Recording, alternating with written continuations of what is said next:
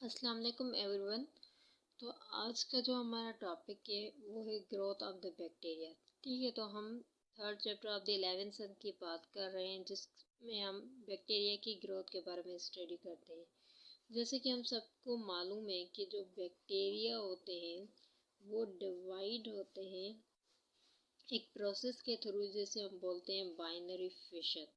तो binary fission process जो होता है इसके थ्रू बैक्टीरिया जो होते हैं वो डिवाइड होते हैं। अब बाइनरी फिशन जो होता है, अब ये क्या है? तो बाइनरी फिशन जो होता है इसका मकसद ये है कि जब एक बैक्टीरियल सेल, लेट सपोज ये एक बैक्टीरिया का सेल है, तो जब एक बैक्टीरियल सेल डिवाइड होता है तो ये प्रोड्यूस करता है एक पेरेंट सेल। ये है पेरेंट सेल। जब एक पेरेंट सेल डिवाइड होगा तो इससे प्रोड्यूस होंगे टू डॉटर सेल्स प्रोड्यूस होंगे। यानी कि जब एक पेरेंट सेल से टू डॉटर सेल्स और प्रोजेनी, हम इसे डॉटर सेल्स भी कह सकते हैं या फिर प्रोजेनी सेल्स भी बात है कि या कुछ भी बोल सकते हैं। तो जब एक parent cell to progeny cells produce करता है तो इससे हम इस प्रोसेस को बोलते हैं बाइनरी फिशन। तो बैक्टीरिया यूजुअली जो भी रेप्लिकेट करते हैं वो इस बाइनरी फिशन प्रोसेस के थ्रू जो है रेप्लिकेट करते हैं। तो अब हम बात करते हैं,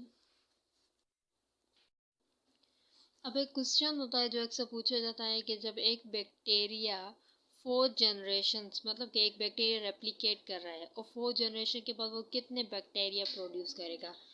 तो हम समझ सकते हैं इसी मेथड के ज़रिए हम जान सकते हैं कि वो कितने बैक्टीरिया प्रोड्यूस कर सकता है। फॉर एग्जांपल, हम यहाँ पे हमने बात की कि जब एक बैक्टीरिया डिवाइड होगा तो उससे 2 बैक्टीरिया प्रोड्यूस होंगे। ठीक है, तो अगर ये बैक्टीरिया है, ठीक है, ये फॉर एग्जांपल ए बैक्टीरिया है, ये डिवाइड हो गया, इसमें से 2 बैक्टीरिया प्रोड्यूस हो गए। अब ये भी डिवाइड करेगा, ये भी डिवाइड होगा, तो ये भी 2 बैक्टीरिया प्रोड्यूस करेगा और ये भी 2 बैक्टीरिया प्रोड्यूस करेगा। इसी तरह ये भी डिवाइड होके एक बैक्टीरिया प्रोड्यूस करेगा, दूसरा बैक्टीरिया भी प्रोड्यूस करेगा। तो फर्स्ट जनरेशन ये हो गई आपकी जो इस बैक्टीरिया की। तो फर्स्ट जनरेशन में कितने? 2 बैक्टीरिया हो गए। ओके, जब ये सेकंड जनरेशन आएगी ये वाली, तो इसमें 2 ये प्रोड्यूस हो गए और 2 बैक्टीरिया ये, तो टोटल कितने? 4 बैक्टीरिया प्रोड्यूस हो गए। तो इसी तरह पहली जनरेशन में 2 बैक्टीरिया प्रोड्यूस हुए, उसके बाद 4 हुए, 4 के बाद 8 होंगे, 8 के बाद 16 होंगे। अब आप कहेंगे कि मैं ये कैसे बता सकती हूँ? मैंने यहाँ पर आपको समझा दिया कि पहले 2 प्रोड्यूस हो रहे हैं, उसके बाद 4 कैसे प्रोड्यूस हो रहे हैं वो भी मैंने आपको बता दिया। अब 4 के बाद 8 कैसे हो रहा है या 16 कैसे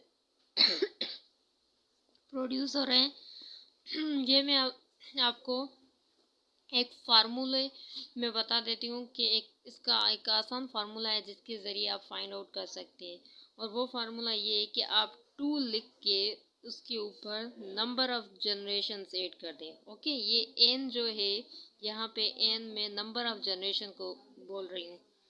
ठीक है, ये n जो है ना, n जो है यहाँ पे नंबर ऑफ़ जनरेशन को शो किया गया है। तो इस 2 के ऊपर फॉर एग्जांपल हमने बात किया कि 4 जनरेशन के बाद, तो हम क्या करेंगे इस 2 के ऊपर नंबर ऑफ़ जनरेशन लिखेंगे। कितनी जनरेशन है? 4। तो अगर हम इसको सॉल्व करेंगे तो इसको सॉल्व करने का ये तरीका है, मतलब कि हम 2 को 2 से ही मल्टीप्लाई करें 4 टाइम्स, 2 इंटू 2 इंटू 2 इंटू 2। अब 2 to the 4, 4 to the 8 to the 16। तो मिल गया आंसर हमें कि 4 जनरेशन के बाद 16 बैक्टीरिया प्रोड्यूस हो गए। तो ये एक तरीका है जिससे हम नंबर ऑफ़ जनरेशन से कितने बैक्टीरिया का नंबर प्रोड्यूस हो रहा है वो हम मालूम कर सकते हैं। ओके, तो अब ये तो मैंने आपको क्वेश्चन के हिसाब से फार्मूला बताया है। अब आगे बात की गई है कि ये जो मतलब कि फर्स्ट जनरेशन में जितना भी टाइम लग रहा है, कि मतलब एक बैक्टीरिया जब 2 बैक्टीरिया प्रोड्यूस करेगा तो उस जनरेशन में जो भी टाइम लगेगा उसे हम बोलते हैं डबलिंग टाइम।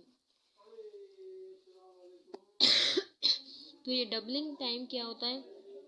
ये वो टाइम है जिसमें एक बैक्टीरिया जो होता है वो डिवाइड होके मतलब फर्स्ट जनरेशन, जब बैक्टीरिया अपनी फर्स्ट जनरेशन प्रोड्यूस करता है उसमें जो भी टाइम लगता है वो उसे हम डबलिंग टाइम बोलते हैं। अब यहाँ पे बुक में ये बताया गया है कि जो डबलिंग टाइम है वो वेरी करता है, कुछ बैक्टीरिया का डबलिंग टाइम कम होता है, कुछ बैक्टीरिया का डबलिंग टाइम ज़्यादा होता है। जैसे कि एग्जाम्पल दिया गया है कि जो इकोलाई होता है, एग्जाम्पल दिया गया है तो यहाँ पे बताया गया है कि इकोलाई जो होता है उसका जो डबलिंग टाइम होता है वो जस्ट 20 मिनट्स होता है। ओके, और जो दूसरा बैक्टीरिया है उसका एग्जाम्पल दिया गया है जैसे माइकोबैक्टीरियम ट्यूबरक्यूलोसिस, उसका 18 आवर्स होता है। तो इस तरह से बैक्टीरिया जो होता है उसका डबलिंग टाइम वेरी करता रहता है। जैसे कि इकोलाई का डबलिंग टाइम बहुत कम है, 20 मिनट्स में वो रेप्लिकेट कर जाता है, मतलब अपनी फर्स्ट जनरेशन प्रोड्यूस कर जाता है। माइकोबैक्टीरिया उसका 18 आवर्स है, मतलब उससे ज़्यादा टाइम लगता है रेप्लिकेट होने में। ओके, तो ये तो हम generally growth of the bacteria की बात कर चुके हैं।